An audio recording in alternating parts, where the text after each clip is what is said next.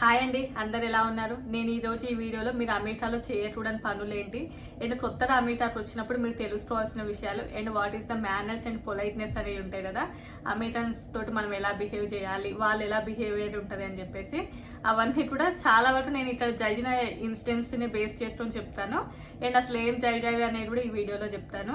So ఎవరైనా మొదటిసారి మన ఛానల్ ని చూస్తున్నట్లయితే లైక్ చేయండి అండ్ షేర్ చేయండి అండ్ సబ్స్క్రైబ్ కూడా చేసి అమెరికన్స్ కి ఎప్పుడైనా మనం ఐ కాంటాక్ట్ ఇచ్చినా వాళ్ళు మనల్ని చూసినా మనం వాళ్ళని చూసినా కూడా హాయ్ హలో బాగున్నారని అడుగుతారండి ఎవరైనా కూడా అమెరికన్స్. సో వాళ్ళు అడగడంతో పాటు వాళ్ళు కొంచెం ఎక్స్పెక్ట్ చేస్తారు, అంటే మనం కూడా బాగున్నాము మీరు ఎలా ఉన్నారు అని అడగాలి అని చెప్పేసి. సో అది మినిమం అన్నట్లు ఇక్కడ ఎవరైనా కూడా మన పరిచయం ఉన్న వాళ్ళైనా పరిచయం లేని వాళ్ళైనా కూడా ఎవరో ఒక పర్సన్ మనల్ని చూసిన వెంటనే హాయ్ హలో ఎలా ఉన్నారు అని అడుగుతారు. ఎట్ ద సేమ్ టైం మనం కూడా వాళ్ళకి అలానే రిప్లై ఇవ్వాలి. ఇంకా ఇప్పుడు చాలా మంది తెలుగులో మాట్లాడతారా అని కూడా కామెంట్ చేసే వాళ్ళు ఉంటారు, లేదు ఇంగ్లీష్లోనే అడుగుతారు, మనం కూడా ఇంగ్లీష్లోనే చెప్పాలి. ఇంకా నెక్స్ట్ థింగ్ ఏంటి అంటే మనం అమెరికాలో ఎవరి దగ్గర నుంచి అయినా ఎలాంటి సర్వీస్ అయినా పొందామనుకోండి టిప్ అనేది మ్యాండేటరీగా ఇవ్వాలి. మనం వాళ్ళ దగ్గర నుంచి ఈవెన్ కటింగ్కి వెళ్ళినా కూడా రెస్టారెంట్స్కి వెళ్ళినా కూడా ఈవెన్ ఎక్కడికి వెళ్ళినా కూడా టిప్ అనేది మ్యాండేటరీ. వాళ్ళు ఏం అడగరు, కాకపోతే అట్లీస్ట్ ఒక 10% అయినా కూడా మీరు వాళ్ళకి టిప్ అనేది పే చేయాలి. అది మినిమం సెన్స్ అన్నట్లు ఇక్కడ. నెక్స్ట్ అమెరికాలో మనం డోర్ ఓపెన్ చేసి లోపలికి వెళ్ళగానే అవి ఆటోమేటిక్ గా క్లోజ్ అయిపోతాయి. సో మన వెనక ఎవరైనా వస్తున్నారా అని చూసుకొని ఎవరైనా వస్తున్నట్లయితే వాళ్ళ కోసం కొంచెం సేపు వెయిట్ చేసి వాళ్ళు వచ్చిన తర్వాత డోర్స్ క్లోజ్ చేయాలి. ఇక్కడ ఆల్మోస్ట్ అందరు అమెరికన్స్ కూడా అదే పాటిస్తారు. ఈవెన్ మనం వచ్చిన వెంటనే కూడా మనం కూడా అదే పని చేయాలి ఇక్కడ. నెక్స్ట్ థింగ్ అమెరికాలో కామన్ గా పిల్లులని డాగ్స్ ని పెంచుకుంటూ ఉంటారు, ఆల్మోస్ట్ అందరి ఇళ్లలో ఉంటాయి. మనం ఎప్పుడైనా వాటిని చూసిన వెంటనే పిల్లి డాగ్ అని అలా అయితే అనకూడదు, అది అమ్మాయా అబ్బాయా అని అడగాలి. అది అడిగిన తర్వాత వాళ్ళకి పేర్లు ఉంటాయి కదా, ఆ పేర్లు చెప్తారు. సో ఇంకా మనం ఆ పేర్లతోటే వాటిని పిలవాలి తప్ప ఇష్టం వచ్చినట్టుగా పిల్లి కుట్ర అని అలాంటివి అయితే అస్సలు అనకూడదు. వాళ్ళకి అసలు నచ్చదు అన్నట్లు వాటిందంటే మనం చిన్న చూపు చూసినట్లయితే. సో అవి తప్ప కూడా మనం నేర్చుకోవాలి ఇక్కడ. నెక్స్ట్ అమెరికాలో పిల్లలు చూడడానికి చాలా ముద్దుగా ఉన్నారు లేకపోతే ఎక్కడైనా కనిపించారు కదా అని చెప్పి జస్ట్ వాళ్ళని చూసి ఒక స్మైల్ ఇవ్వాలి తప్ప అంతేనని వాళ్ళ దగ్గరికి వెళ్ళి వాళ్ళని ముట్టుకోవడం రానివ్వండి, వాళ్ళని ఎత్తుకోవడానికి ట్రై చేయడం కానీ అలాంటివి అస్సలు చేయకూడదు. నెక్స్ట్ తిన్న అమెరికాలో ఇండ్లను చూసి అబ్బాయి ఈ ఇల్లు చూడడానికి బాగుంది లోపల ఎలా ఉంటుందో అని చెప్పేసి వాళ్ళ పర్మిషన్ లేకుండా వెళ్ళి చూడడం రానివ్వండి, బయట ఏమైనా ఫ్లవర్స్ ఉంటే తెంపుకోవడము, యాపిల్స్ అలాంటివి ఏమైనా ఉంటే వాటిని తెంపుకోవడం రానివ్వండి, వాళ్ళ పర్మిషన్ లేకుండా ఈవెన్ అస్సలు టచ్ చేయొద్దండి. ఎందుకంటే డన్స్ ఎక్కువ మెయింటైన్ చేస్తూ ఉంటారు కాబట్టి వాళ్ళ పర్మిషన్ లేకుండా మీరు వెళ్తే డన్స్ తోటి అటాక్ చేసే ఛాన్సెస్ చాలా వరకు ఉంటాయి. సో అందువల్ల ఎవరైనా కూడా ఎదుటి వాళ్ళ పర్మిషన్ లేకుండా వాళ్ళ నేబర్స్ అయినా కూడా వాళ్ళ పర్మిషన్ లేకుండా వాళ్ళ ఇంట్లోకి వెళ్ళడం రానివ్వండి ఏవి కూడా తీసుకోకూడదు. ఈవెన్ మనం హౌస్ రెంట్ కోసం చూస్తున్నా కూడా మనం ముందే నెట్ లో చూసుకొని వాళ్ళకి కాల్ చేసి కాంటాక్ట్ అయ్యి వాళ్ళ అపాయింట్మెంట్ ఇస్తారు, ఆ అపాయింట్మెంట్ ఇచ్చిన టైంలోనే వెళ్ళాలి. అంతేనా అక్కడ హౌసెస్ ఉన్నాయంట అని చెప్పేసి మనం డైరెక్ట్ గా వెళ్ళి చూడడానికి ఉండదు. ఇక్కడ ప్రతి దానికి కూడా అపాయింట్మెంట్ అనేది తీసుకోవాలి. సో అలాంటి వాటి దగ్గర కూడా చాలా జాగ్రత్తగా ఉండాలి. తిను కార్ డ్రైవింగ్ చేసేటప్పుడు మనం హారన్ అయితే అస్సలు కొట్టకూడదు. అమెరికాలో కారుకి హారన్ కొట్టడం అనేది చాలా పెద్ద తప్పు. అంటిల్ ఆ ఎదుటి వాళ్ళ వలన మీకు ఏదన్నా అపాయం ఉంది అని అనిపిస్తే తప్ప, లేదు అంటే నీ ముందు వెళ్లే కారు వాళ్ళు ఏదైనా తప్పు చేస్తున్నారు అని అనిపిస్తే తప్ప నువ్వు కారు హారన్ అయితే అస్సలు కొట్టకూడదు. మీరు నమ్ముతారో నమ్మరో ఇప్పటి వరకు మా కారు హారన్ ఎలా ఉంటది అనేది మాకు తెలియదు. అసలు ఇప్పుడు ఈ వీడియో చెప్తుంటే నాకు ఐడియా వచ్చింది, మా కారు హారన్ సౌండ్ ఎలా ఉంటుందో నేను ఇప్పటి వరకు వినలేదు. ఎప్పుడు కూడా కారు యొక్క హారన్ అయితే కొట్టకూడదండి. ఒకవేళ నువ్వు కొట్టావంటే ఎదుటివాడు తప్పు చేస్తేనే నువ్వు కొడతావు, అలాంటప్పుడు ఆ ఎదుటివాడు అసలు యాక్సెప్ట్ చేయదు అన్నట్లు. అసలు నువ్వు ఎందుకు కారు హారన్ కొట్టావు అనేది అది చాలా పెద్ద తప్పు ఇక్కడ. సో అందువల్ల కారు హారన్ అంటిల్ వాళ్ళ వలన మీకు అపాయం ఉంది అని అనిపిస్తే తప్ప కారు హారన్ అయితే కొట్టకూడదు. నెక్స్ట్ థింగ్ అదే విధంగా అమెరికాలో కారుకి డ్రైవింగ్ లైసెన్స్ లేకుండా అస్సలు నడపకూడదండి. అది చాలా పెద్ద క్రైమ్, మిమ్మల్ని డిపోర్ట్ చేసే ఛాన్సెస్ ఉంటాయి ఈవెన్ ఎవరైనా కూడా. ఈ మధ్య స్టూడెంట్స్ చేసే ఒక మిస్టేక్ చెప్తాను. వాళ్ళ దగ్గర డ్రైవింగ్ లైసెన్స్ ఉంటుంది బట్ ఆ కారు వాళ్ళదై ఉండదు, జస్ట్ వాళ్ళ ఫ్రెండ్ కార్ తీసుకుని వెళ్ళిపోతారు. నీ దగ్గర డ్రైవింగ్ లైసెన్స్ ఒక్కటే ఉంటే సరిపోదు, ఆ కారు యొక్క ఇన్సూరెన్స్ లో నీ నేమ్ యాడ్ అయి ఉండాలి. ఆ ఇన్సూరెన్స్ లో నీ నేమ్ యాడ్ అయి ఉన్నట్లయితేనే నువ్వు పక్క వాళ్ళ కారు యూజ్ చేసుకోవడానికి ఉంటుంది. అంతేకాని ఎవరి కారు పడితే వాళ్ళ కారు యూజ్ చేసుకోలేము. ఈవెన్ మా ఇంట్లో మా హస్బెండ్ కారు ఇన్సూరెన్స్ లో నా నేమ్ యాడ్ అయితే మాత్రమే నేను ఆ కార్ని యూజ్ చేయగలను, లేదు అంటే నేను కూడా ఆ కార్ని యూజ్ చేయలేను అన్నట్లు. సో మీరు అది తెలుసుకోవాలి. అలా లేకుండా ఓన్లీ డ్రైవింగ్ లైసెన్స్ ఒక్కటే ఉంది కదా అని చెప్పేసి ఆ కార్ తీసుకొని వెళ్ళారనుకోండి, అక్కడ వాళ్ళు మొత్తం చెక్ చేసినప్పుడు ఆ ఇన్సూరెన్స్ లో నీ నేమ్ లేకుండా ఉంటే, ఆ కార్ నీది రాకుండా ఉంటే మాత్రం చాలా పెద్ద పెనాల్టీ పడుతుంది. సో అలాంటివి కూడా మీరు తెలుసుకోవాలి ఇక్కడ. నెక్స్ట్ అమెరికాలో పిల్లలు పుట్టిన నెక్స్ట్ డే నుంచే వాళ్ళని వెనక సపరేట్ కార్ సీట్లలో కూర్చోబెడతారండి. మనలాగా ముందు సీట్లో కూర్చోబెట్టుకోవడం రానియండి, మన మీద కూర్చోబెట్టుకోవడం, ముందు అన్ని చూపించుకుంటూ వెళ్ళడం అలాంటివి ఉండవు. అది కూడా చాలా పెద్ద తప్పు. వాళ్ళకంటూ సపరేట్ సీట్ ఉండాలి, అందులోనే పిల్లలు కూర్చోవాలి. అది మన కొత్తలో ఇండియన్స్ కి చాలా ప్రాబ్లం అనిపిస్తుంది. ఎందుకంటే మన పిల్లలు మొదటి నుంచి మన మీద కూర్చొని అన్ని చూడడం అలవాటు కదా. సో ఇక్కడ అలాంటివి కుదరవు. ఎప్పుడైనా పోలీస్ పులోవర్ చేసినప్పుడు అంటిల్ వాళ్ళ పర్మిషన్ లేకుండా మీరు కార్ అయితే దిగకూడదండి.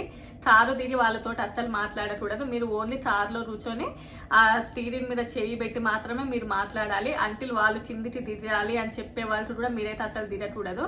నెక్స్ట్ థింగ్, వాళ్ళు అంతా కార్లో మిమ్మల్ని చేస్తున్నారు అని చెప్పేసి మీకు అర్థమైనప్పుడు వాళ్ళ నుండి తప్పించుకోవాలి అని చెప్పేసి వేరే రూట్లలో వెళ్ళడము అలాంటివి అస్సలు చేయకూడదు. అది చాలా పెద్ద తప్పు.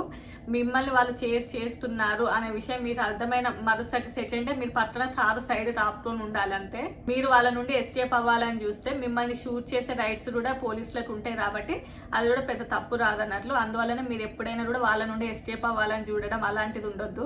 నెక్స్ట్ థింగ్, రోడ్డు పక్కన ఎప్పుడు కూడా చెత్తేయడం రానియండి, ఇలాంటివి చేయడం రానియండి. లేదు అంటే పక్కకెళ్ళి టాయిలెట్లు పోయడం రానియండి. ఎవరైనా పిల్లలు ఉన్నా కూడా పిల్లలకి ఏమైనా ఎమర్జెన్సీలో టాయిలెట్ అంటే పక్కన ఆపి టాయిలెట్లు చేపియడం కానివ్వండి, ఇలాంటివి కూడా అస్సలు చేయొద్దండి. ప్రతి దగ్గర కూడా రెస్ట్ రూమ్స్ ఉంటాయి. రెస్ట్ రూమ్స్ అంటే మనం ఇండియాలో బాత్రూమ్స్ అంటాము, అమెరికన్స్ రెస్ట్ రూమ్స్ అంటారు. సో వాటిని యూజ్ చేయాలి. ప్రతి స్టోర్ లో ఉంటాయి. అండ్ మనము ఈవెన్ హైవేస్ మీద వెళ్తున్నప్పుడు కూడా సైడ్ కి రెస్ట్ రూమ్స్ అని ఉంటాయి. మీరు అక్కడ తప్ప అంటిల్ వేరే చోట ఎక్కడ కూడా చేయకూడదు అలాంటివి. ఈవెన్ నెక్స్ట్, పిల్లలని పబ్లిక్ లో ఎప్పుడు కూడా తిట్టడం రానియండి, కొట్టడం రాని అస్సలు చేయొద్దు. మనం ఏదో షాపింగ్ మాల్స్ కి వెళ్ళినప్పుడు మన పిల్లలు అది ఇప్పియండి ఇది ఇప్పియండి అని ఇబ్బంది పెడుతున్నారు అని రానియండి. లేదు అంటే ఇంకేదో రీజన్స్ తో మనం నార్మల్ గా ఇండియాలో అయితే ఒక 2 వేసి అదొద్దు ఇదొద్దు అని చెప్తాం. బట్ ఇక్కడ పిల్లల్ని అయితే అస్సలే కొట్టకూడదు. ఈవెన్ ఇంట్లో అయితే పర్లేదు రానియండి, మీరు పబ్లిక్ లో ఉన్నప్పుడు, పబ్లిక్ ప్లేస్ లో ఉన్నప్పుడు పిల్లల్ని అయితే అస్సలే తిట్టడం కొట్టడం చేశారంటే అది చాలా పెద్ద క్రైమ్ అవుతుంది. నెక్స్ట్ డేనే ఎంటర్లే చైల్డ్ ప్రొటెక్షన్ వాళ్ళు మీ ఇంట్లో ఉంటారు. నేను ఒక ఎగ్జాంపుల్ చెప్తాను. ఇది జరిగింది మన ఇండియన్స్ కి. వాళ్ళ అబ్బాయిది డెంటల్ ట్రీట్మెంట్ కోసం వెళ్ళారు ఇక్కడ ఒక హాస్పిటల్ కి. దానికి చాలా స్టోరీ ఉంది కానీ నేను నార్మల్ గా సింప్లిఫై చేసి చెప్తాను.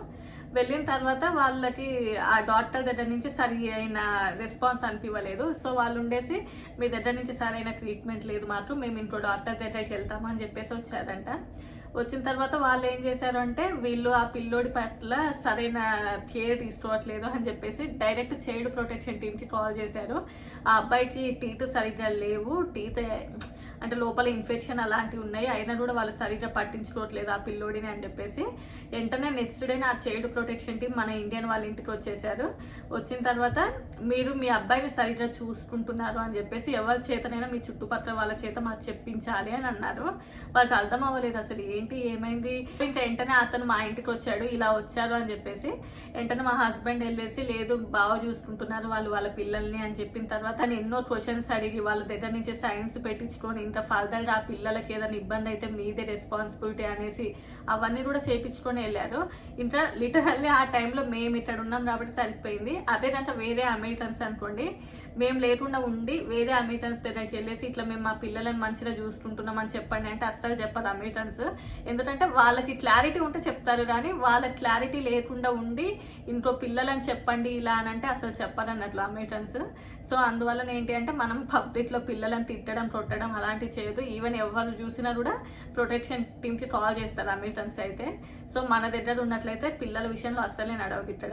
నెక్స్ట్ థింగ్, ఈ మధ్యన స్టూడెంట్స్ చేసే చాలా పెద్ద మిస్టేక్స్, ఇది చాలా వీడియోలలో చెప్పాను కాబట్టి దీని నుంచి పెద్ద ఎలాబరేట్ చేయట్లేను. డేటింగ్ యాప్స్ యూజ్ చేయడం, క్లబ్స్ కి వెళ్ళడం, ఇలాంటివి. క్లబ్స్ కి వెళ్ళడం అనేది ఓకే లీగలే, కాకపోతే మీరు వెళ్ళేటటువంటి సరౌండింగ్స్ రానివ్వండి, నేబర్స్ అట్లా చూసుకొని కొద్దిసేపు ఎంజాయ్ చేయొచ్చు అంతేకాని ఇలా ఈ డేటింగ్ యాప్స్ రానివ్వండి ఇంకా ఫర్దర్ గా మీరు తినేవి తాగేవి వాటి పట్ల మీరు చాలా జాగ్రత్తగా ఉండాలి. ఇంకా దాని నుంచి ఆల్రెడీ చాలా వీడియోలో చెప్పాను కాబట్టి నేను చెప్పను. సో ఇంకా స్టూడెంట్స్ అయితే మీరు ఇక్కడ మీ ప్రమేయం లేకుండానే చాలా వాటిలలో మీరు ఇరుక్కోవాల్సి వస్తుంది. సో అందువల్లనే మీరు అనవసరమైనవి ఏవి కూడా చేయకూడదు ఇక్కడ. నెక్స్ట్ తిని షాప్ లిఫ్టింగ్ అండి. ఆల్రెడీ ఇది కూడా ఒక వీడియోలో చెప్పాను. అంటే మనం చిన్న చిన్న తొందరతనాలు చేయడం, జస్ట్ సరదాగా చేయడం అలాంటివి కూడా అస్సలు చేయొద్దు. ఎందుకంటే ఇక్కడ ఆ షాప్లలో మనుషులు లేకపోయినా కూడా చుట్టూ సీసీ కెమెరాలు ఉంటాయి, మానిటరింగ్ ఉంటుంది 24/7. సో అందువల్ల మీరు ఏదో చిన్న సరదాల కోసం చేసినా కూడా అవి మీరు చాలా పెద్ద ఇబ్బందులను తీసుకొస్తాయి. మీరు ఏదైనా ఒక కేసులో దాంట్లో ఇరుక్కున్నారంటే మినిమం కొన్ని కోట్ల రూపాయలు ఖర్చు పెట్టాల్సి ఉంటుంది. మీరు అక్కడి నుంచి బయటపడాలి అంటే ఈవెన్ అంత డబ్బు ఖర్చు పెట్టినా కూడా మీరు బయటపడతారనేది తెలియదు. సో $1 $2 కోసం జస్ట్ సరదా కోసం మీరు చేసినవి కూడా అవి చాలా పెద్ద ఇబ్బందులను తీసుకొని వస్తాయి. ఆల్రెడీ దీని నుంచి కూడా ఇంతకుముందు చెప్పాను జరిగిన ఇన్సిడెంట్లు ఏంటి అని చెప్పేసి. ఇంకా చాలా విషయాలలో ఎవరైనా దొరికిపోయినప్పుడు రానియండి, లేదు అంటే ఇంకేదైనా ఇన్సిడెంట్ మీ తప్పు లేదు అని అనిపించినప్పుడు ఇంకా ఆ నిమిషం మనం తప్పించుకోవడం కోసం వాళ్ళకి మనీ ఆఫర్ చేయడం, అంటే అదే లంచం ఇవ్వాలి అని అనుకోవడం రానియండి, అలాంటివి కూడా అస్సలు చేయకూడదు. వాళ్ళు అవి తీసుకోకపోగా ఇంకా దాని మీద మీకు ఇంకొంచెం ఎక్స్ట్రా కేసు ఫైల్ అవుతుంది. సో అలాంటివి కూడా ఇన్ కేసు మీ తప్పు ఉన్నా లేకపోయినా వాళ్ళు ఏది చెప్తే అది చేసి ఆ తర్వాత మీరు ఒక లాయర్ని పెట్టుకొని లీగల్గా ప్రొసీడ్ అవ్వాలి తప్ప ఇల్లీగల్ థింగ్స్ అయితే అసలు చేయకూడదు. మీరు డ్రంక్ అండ్ డ్రైవ్ కూడా చేయకూడదండి. ఇక్కడ డ్రంక్ అండ్ డ్రైవ్ టెస్ట్లు అయితే ఏమీ ఉండవు, కానీ ఇన్ కేసు మీరు అందులోపల దొరికినట్లయితే మీరు డిపోర్ట్ అయ్యే ఛాన్సెస్ ఉంటాయి. సో అది కూడా ఇక్కడ చాలా పెద్ద తప్పు. ఇంకా నెక్స్ట్ థింగ్ ఫుడ్ అండి. అమెరికన్ యొక్క ఫుడ్ అనేది డిఫరెంట్గా ఉంటుంది, మనది డిఫరెంట్గా ఉంటుంది. సో ఇన్ కేస్ మీరంటే ఆ ఫుడ్ తినము అని అనుకున్నట్లయితే నో సారీ, మేము ఈ ఫుడ్ తీసుకోము అని చెప్పాలి. అక్కడితో ఓకే. అంతేనా చిచ్చి ఇది తింటారా అవి తింటారా అని చెప్పేసి డిస్క్రిమినేట్ చేసినట్లుగా ఇన్డిసిప్లిన్ బిహేవియర్ అయితే అస్సలు చేయొద్దు. అండ్ ఈ ఫుడ్ విషయంలో ఒక కామెడీ థింగ్ చెప్తాను మీకు. అమెరికాలో చీజ్ బర్గర్ అని అంటే పోర్క్ బర్గర్ అన్నట్లు, పోర్క్ అంటే ఐ మీన్ పిగ్ అన్నట్లు, దాంతో బర్గర్ చేస్తారు. సో దాని మీద చీజ్ వేస్తే దాన్ని చీజ్ బర్గర్ అని అంటారు. సో మన ఇండియన్ స్టూడెంట్స్ కొత్తగా వచ్చినప్పుడు తెలియక వాళ్ళకి బాగా ఆకలేసి రెస్టారెంట్కి వెళ్ళారంట. వెంటనే అది అమెరికన్ రెస్టారెంట్కి చీజ్ బర్గర్ అంటే ఒకటే చీజ్తో చేసే బర్గర్ అని చెప్పేసి ఆర్డర్ చేశారు. అది వచ్చిన తర్వాత అది పోర్క్ బర్గర్ అన్నట్లు, అంటే హ్యామ్ బర్గర్ అంటారు. హ్యామ్ బర్గర్ మీద చీజ్ వేస్తే దాన్ని చీజ్ బర్గర్ అని అంటారు అన్నట్లు. సో మీరు కొంచెం ఫుడ్ థింగ్స్ కూడా తెలుసుకోవాలి, అంటే ఇక్కడ దేని పేరు ఏంటి అని తెలుసుకోవాలి. అండ్ కార్న్ డాగ్స్ అని కూడా ఉంటుంది. ఇది కూడా ఒక ఇన్సిడెంట్. మా పైన ఉంటారు వేరే వాళ్ళు, వాళ్ళని స్కూల్లో పిల్లలకి కార్న్ డాగ్స్ పెడతారు. ఓకేలే కార్న్ అంటే మొక్కజొన్నతో చేసినాయి కదా తినమని చెప్తాను అని చెప్పారంట. పాప ఆ పిల్లోడి తెలియక తిన్నారు. ఆ తర్వాత నెక్స్ట్ డే నాకు చెప్పారు అన్నట్లు, ఇట్లా నిన్న స్కూల్లోనే తిన్నారు కార్న్ డాగ్స్ అంటే అవి పోర్కు కదా, అదే పిగ్గుతో చేసినాయి కదా అంటే అవునా కార్న్ అంటే మొక్కజొన్న పిండి కదా అని అనుకున్నాము అన్నారు. కాదు. సో వాటి యొక్క నేమ్స్ అన్నీ కూడా వెజిటేరియన్ లాగా అనిపించినా కూడా నాన్ వెజిటేరియన్స్ అవన్నీ కూడా. సో వాటి యొక్క నేమ్స్ కూడా మీరు తెలుసుకోవాలి. ఇంకా నెక్స్ట్ పెప్పరాని పిజ్జా అని ఉంటుంది. పెప్పరాని అంటే కూడా అది కూడా టమాటాలు లాగా కనిపిస్తాయి కానీ అది టమాటాలు రావు. సో అవన్నీ కూడా వాటి యొక్క ఫుడ్ గురించి తెలుసుకోవాలి. బట్ అమెరికన్స్ యొక్క ఫుడ్ని తగ్గించినట్లు అంటే నువ్వు తిననంత మాత్రాన వాటిని ఇండిసిప్లిన్గా మాట్లాడడం కూడా కరెక్ట్ రాదు. సో ఇలాంటివి చాలా ఉన్నాయి ఇంకా చెప్పుకుంటూ పోతే. బట్ ఇంకా ఇక్కడి వరకు అయితే ఆల్మోస్ట్ కవర్ చేశాను. ఇంకో వీడియోలో ఇంకా కొన్ని ఉన్నాయి, అవి కూడా చెప్తాను. ఇప్పటికే వీడియో లెంత్ అయితే ఎక్కువైంది. మీకు ఈ వీడియో ఎలా అనిపించింది అనేది నా కామెంట్ సెక్షన్లో చెప్పండి. మీకు ఎలాంటి వీడియోస్ కావాలి అనేది కూడా కామెంట్ చేయండి. వీడియో నచ్చితే తప్పకుండా లైక్ చేయండి.